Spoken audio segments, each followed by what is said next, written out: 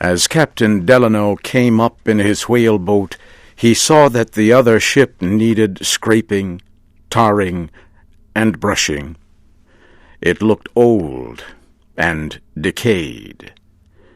He climbed up the side and came aboard. He was quickly surrounded by a crowd of black men. Captain Delano looked around for the man who commanded the ship. The Spanish captain stood a little way off, against the main mast. He was young-looking, richly dressed, but seemed troubled and tired with the spirit gone out of him. He looked unhappily toward his American visitor. At the Spanish captain's side stood a small black man with a rough face. Captain Delano struggled forward through the crowd, went up to the Spaniard, and greeted him. He offered to help him in any way he could. Captain Benito Cereno returned the American's greeting politely, but without warmth. Captain Delano pushed his way back through the crowd to the gangway. He told his men to go and bring back as much water as they could, also bread, pumpkins, sugar, and a dozen of his private bottles of cider. The whaleboat pushed off. Left alone, Captain Delano again observed with fresh surprise the general disorder aboard the ship. Some of the men were fighting. There were no deck officers to discipline or control the violent ones, and everyone seemed to do as he pleased. Captain Delano could not fully understand how this could have happened. What could explain such a breakdown of order and responsibility? He asked Don Benito to give him the full story of his ship's misfortunes. Don Benito did not answer. He just kept looking at his American visitor as if he heard nothing. This angered Captain Delano, who suddenly turned away and walked forward to one of the Spanish seamen for his answer. But he had hardly gone 5 steps when Don Benito called him back. "It is now 190 days," Don Benito began, "that the ship sailed from Buenos Aires for Lima with a general cargo.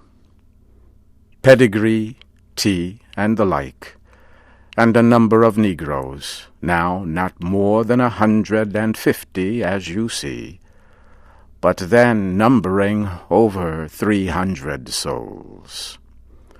The ship was officered and well manned, with several cabin passengers, some 50 Spaniards in all. Off Cape Horn we had heavy gales." Captain Cereno coughed suddenly and almost collapsed. He fell heavily against his body servant. "His mind wanders," said Babo.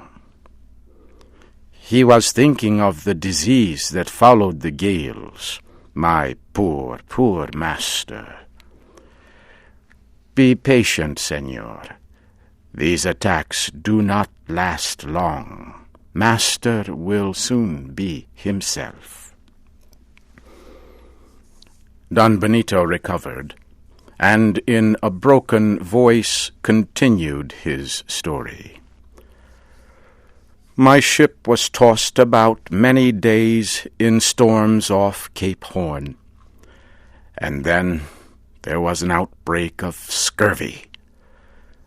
The disease carried off many whites and blacks. Most of my surviving seamen had become so sick that they could not handle the sails well.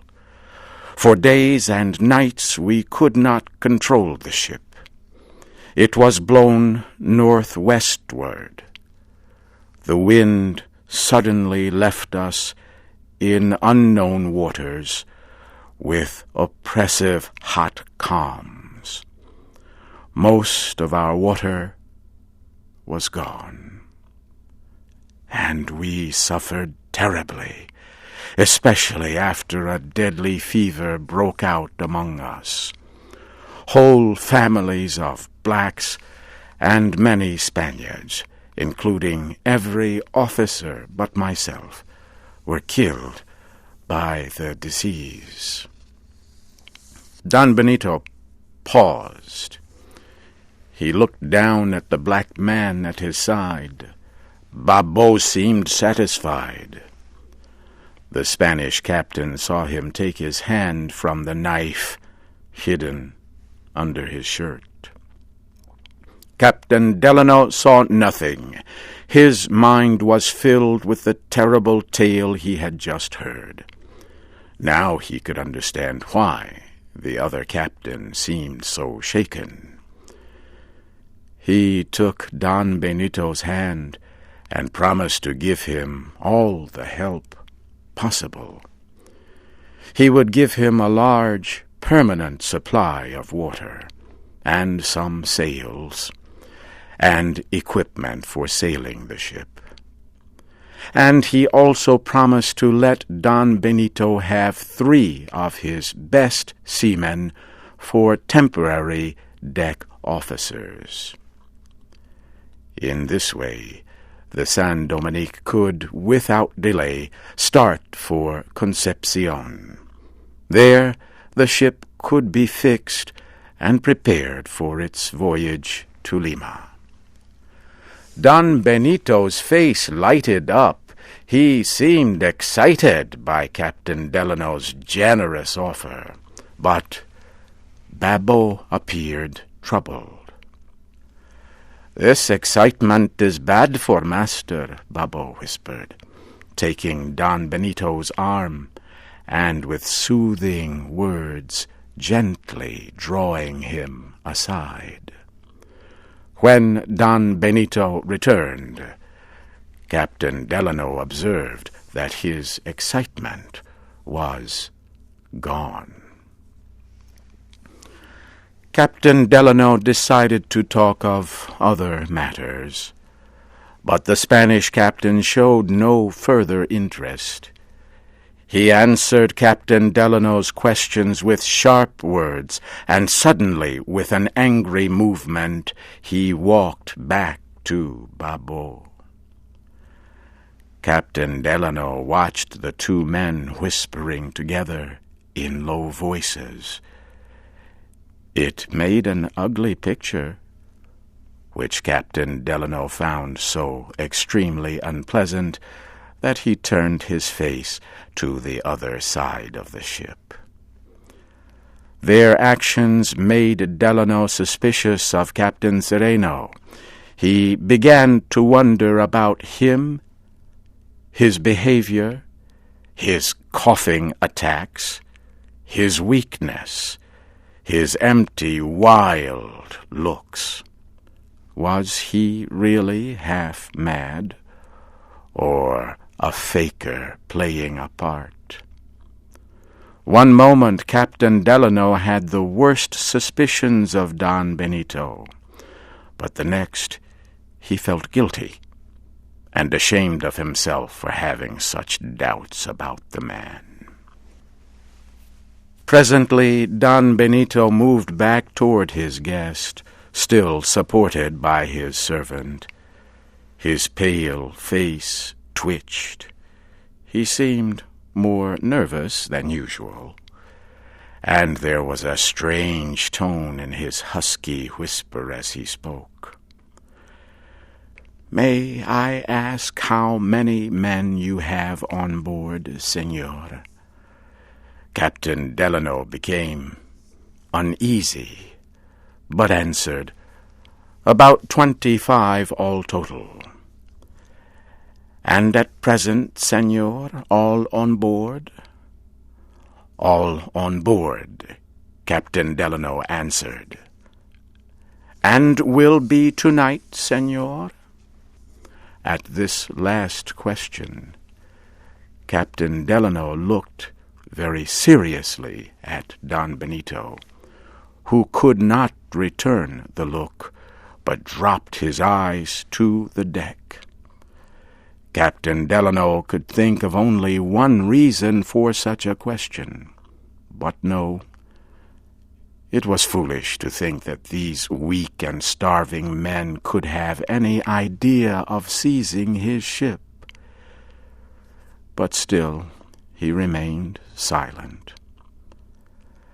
"And will they be aboard tonight?" Again the question from Don Benito.